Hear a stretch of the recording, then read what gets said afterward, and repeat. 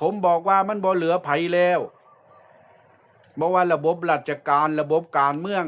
ระบบกระบวนการยุติธรรมกระบุนไหว้ไส้ซักกันอยู่ในขณะเนี่ยมันเหลือแต่พี่น้องประชาชน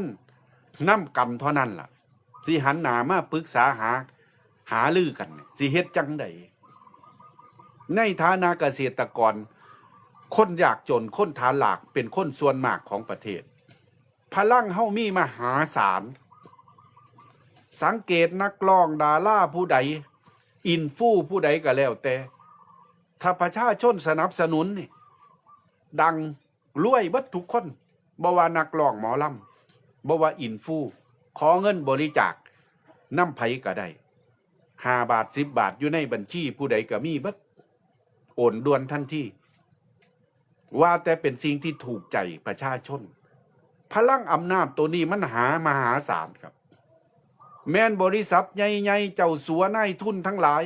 ก็มาหากินกับคนส่วนมากที่เป็นคนจนเช่นเหล้าขาว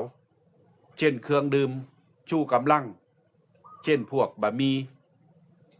สิ่งละเล็กสิ่งละน้อยราคาบ่แพง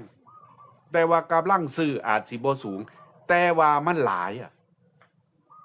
คือจังโทรศัพท์เนี่ยมันหลายคนละสตางค์มันก็บ่แม่นหน่อยคิดได้ทุกวินาทีบริษัทรวยๆที่เป็นมหาเศรษฐีของไทยในขณะนี้ล้วนหากินกับคนฐานหลากคนยากคนจนทั้งสิ้นบ่ว่าศิลปินนักร้องดารา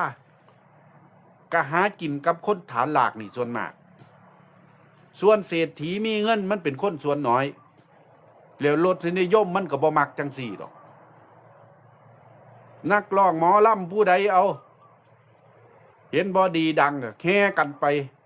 เด้งเด้าหน้าเวที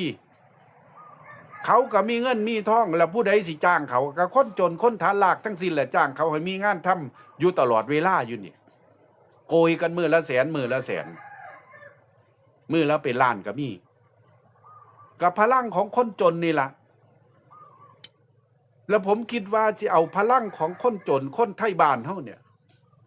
ขับเคลื่อนการเมืองเปลี่ยนแปลงประเทศไทยได้จังใด